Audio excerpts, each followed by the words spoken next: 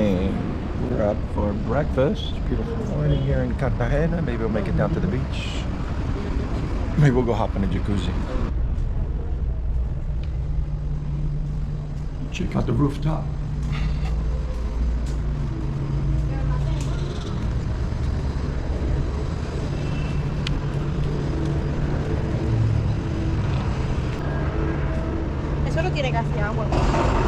Please click right here on the subscribe button, and to the left is a bell. Click on the bell, it will notify you the next time I've uploaded a video. Thank you so much for watching. Aloha.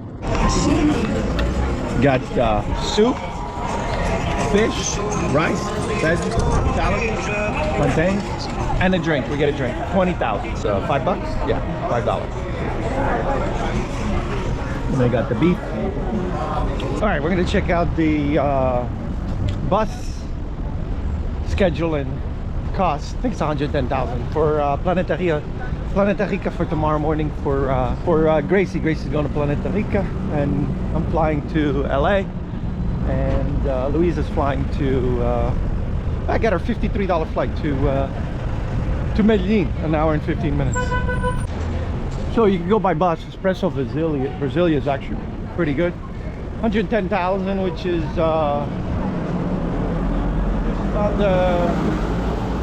about $26 for a 9 hour bus ride. Wow. Whoa. Wow, so hot. I'm so fortunate.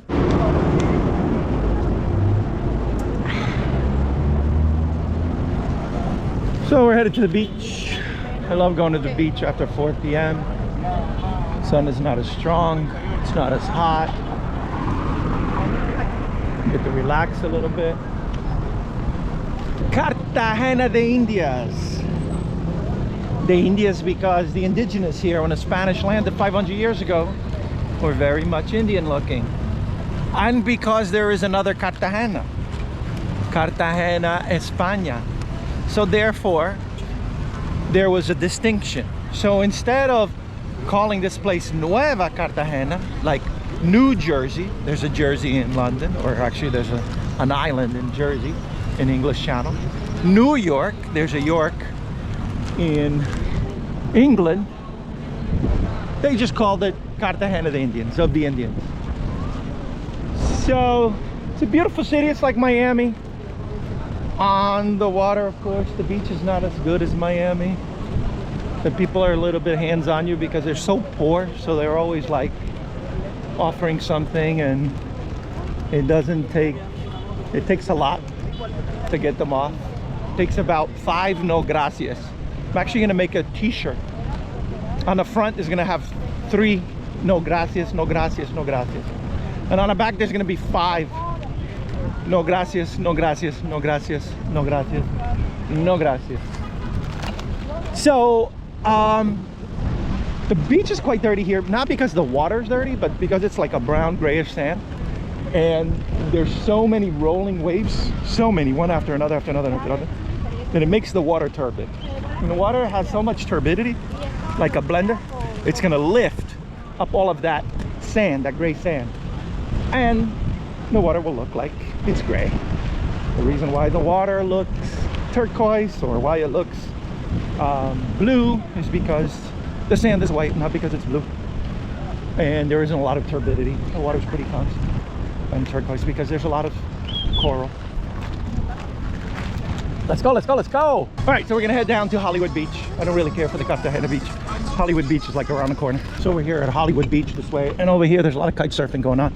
That's the entrance to Boca Grande. So that's the mouth of the bay. There's a Boca Chica, small mouth, and a Boca Grande. And you see there's a lot of kite surfing going on here.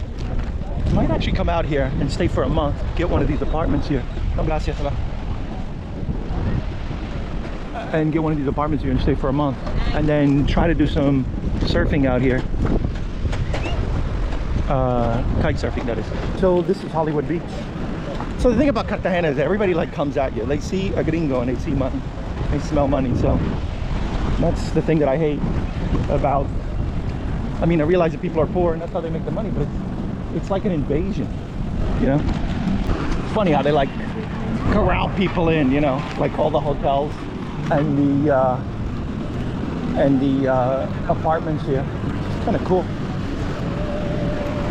Good American. It's not fun being in this water. It's just like one wave hitting you after another, after another, after another. You got a small wave, but they're small little rolling waves. So you can't like just relax in the water, you know, like in Baru or Rincon or anywhere. It's like every 2-3 seconds you're getting hit by a wave, you know. So you're just basically standing there and trying to jump up and avoid a set, and the sets are like so tight and so together.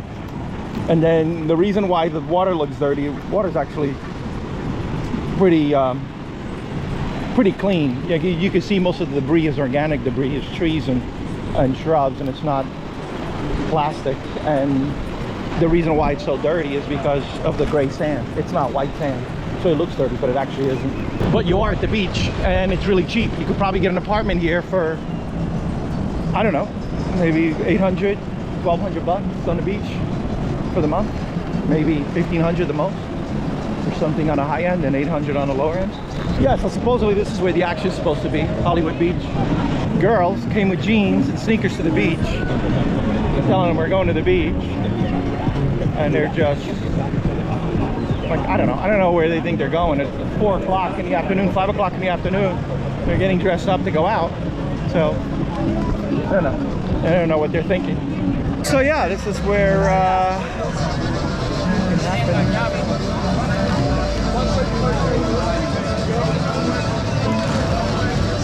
it's like 50,000 for in 10 minutos.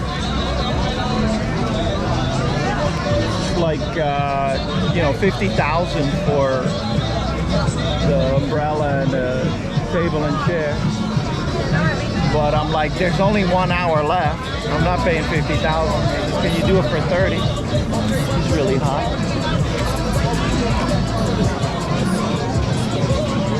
It's really hot. So, girls are yelling at me because I'm videoing them. You know, of course. ¿Por qué no? Este es un sitio público. Mujeres que. Ah, trabajadoras.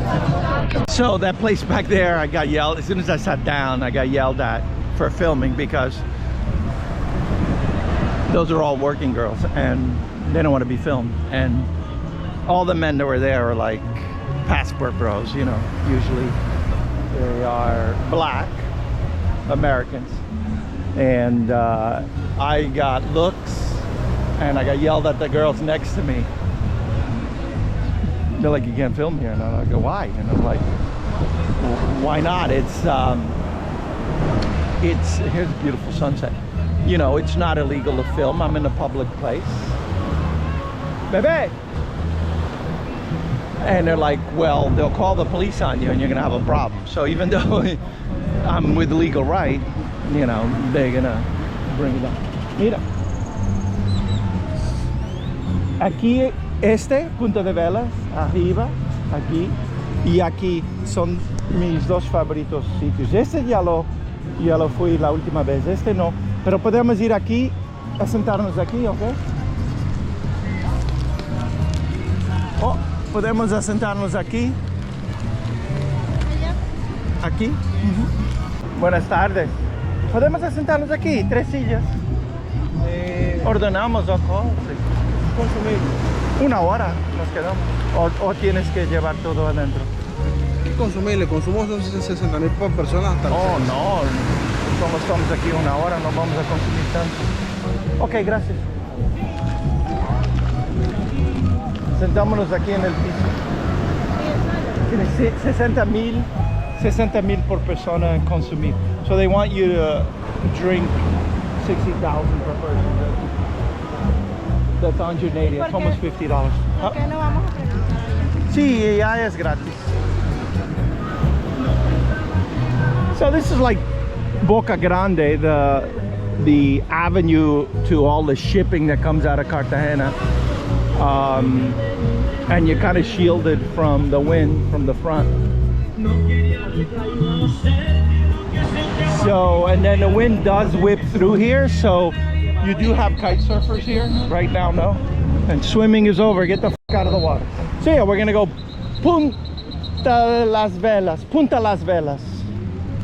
Entonces no fueron a buscar su plata. No, porque tú saliste bravo. This is exactly what I wanted. I found a nice quiet beach. Looking at the sunset. It's cool enough. It's 5:30. It's quiet and cool enough. Gracias. Pone las dos juntas. Ya te tengo una mesita. Para el... Okay.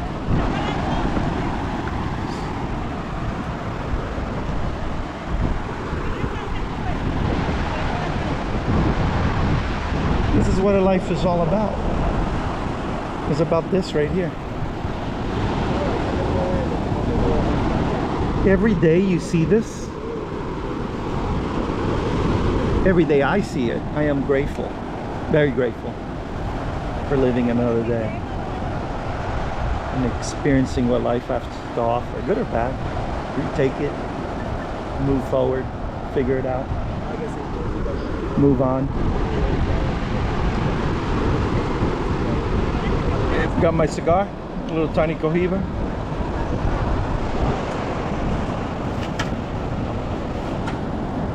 Got Corona.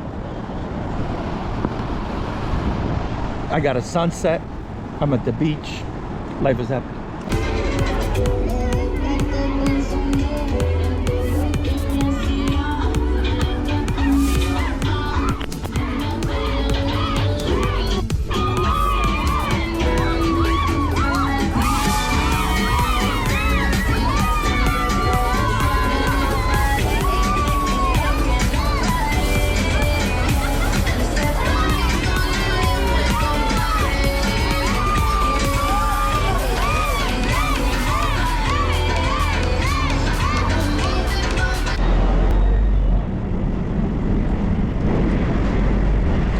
So, another adventure. I'm gonna head off over here to the little shopping center that's here, get some cash before I go, and I'm headed to the airport. I'm gonna fly out to LA through Atlanta on Delta, meet up with the Hammerhead spearfishing team. They're doing an expo show in the Los Angeles Exposition Convention Center, and then permiso, and then Luis is gonna fly off to Medellin alone.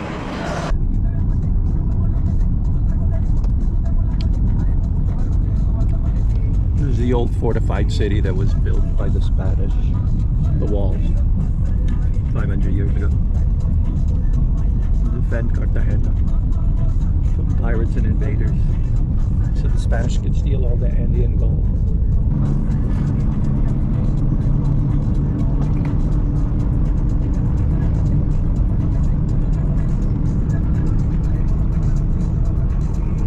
As you can see, this wall is quite large. I mean, it runs for very long ways. This was one massive city back in the day, old city, even 500 years ago. You see some of the entrances.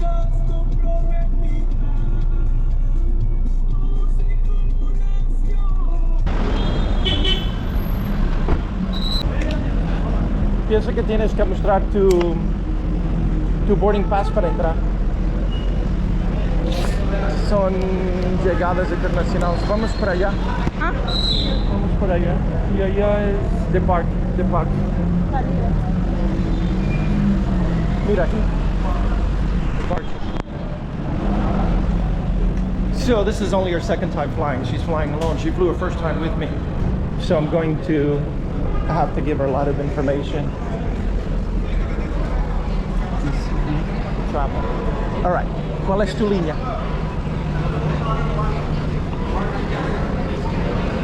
¿Cómo se llama tu línea? No sé dónde está. Tienes que buscar tu línea. Tienes que saber estas cosas. Ábrelo. ¿Qué dice allá? ¿Ah? ¿Qué dice? JetSmart. JetSmart, ok. Allí miras JetSmart. Este es Copa. Este es JetBlue. Aeroméxico. ¿Estás a ver? Es aquí. No, mira. Copa Airlines, Aeroméxico, JetBlue, JetBlue. Tienes que encontrar tu línea. Delta, aquí es mía. Y tú vas por JetSmart. Pero tú ya tienes tu boarding pass. Si tú no tuvieses tu boarding pass, tú tenías que ir a buscar un boarding pass a JetSmart. Y me tocaría pagar. A JetSmart, sí, te cobran por ir a buscar el boarding pass. Mira, Avianca. Mira ya, ¿quién está allá? JetSmart, ok. Solo dos o tres razones que tienes que ir aquí. Número uno, tienes una maleta que vas a entregar al cargo. No la llevas contigo. Número dos, no tienes tu boarding pass. Lo tienes que ir a buscar aquí. Número tres, cualquier razón de pagamento, cualquier cosa de billetera, problemas. Son las únicas tres razones. Si ya tienes tu boarding pass y no entregas maleta, National Department, salidas nacionales. Te pones en esta fila, en esta cola, te vas a poner aquí en esta cola, allí te van a revisar todo lo que llevas. Aquí a este señor, por aquí, a este señor y a esta señora, muestras el boarding pass y tu cédula. Después de entrar, sin líquidos, vas al radar, te van a pasar revisión por el radar. Nada en tus bolsillos y nada de oro, nada de un belt, un cinto que tiene metal y quizás te sacan los zapatos. No sé, hay unos aeropuertos que puedes quedarte con los zapatos, pero tú miras y ves, todo se entrega, la mochila y esto todo, el teléfono, esto, cualquier plata que tienes en los bolsillos, lo sacas todos y lo pones en una Como cuando venían las de sí, Medellín. una cosa de plástico, una caja de plástico, ¿ok? Ok. Yo voy por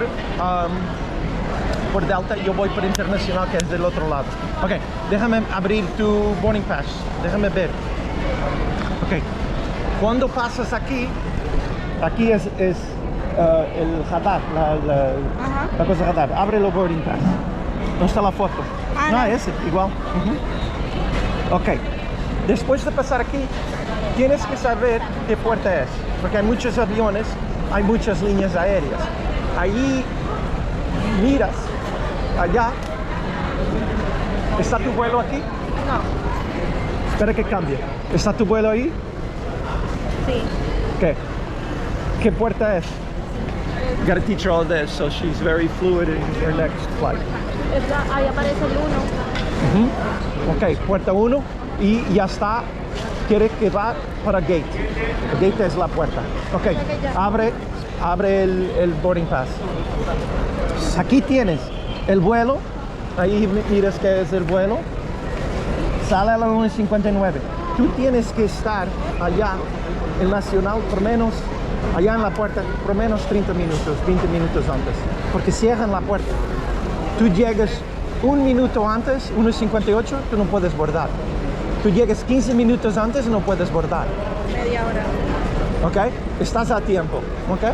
Aquí te dice tu asiento, 17, C y la zona. La zona normalmente es 1 a 5. Es quién puede bordar en qué orden. Primero 1, después 2 y después zona 3, pues 4 y 5. Ellos llaman. Señores pasajeros, estamos abordando niños y señoras y militares o personas con prioridad, sí. VIP. Y después se llaman el 1, el 2, el 3 y el 4. ¿Ok? ¿Entiendes? Ok, entiendo. Ok. Eso se pone arriba, pero si te piden el crew, lo cambias para abajo, para tus pies. ¿Qué más? Go. No. Okay, there she goes.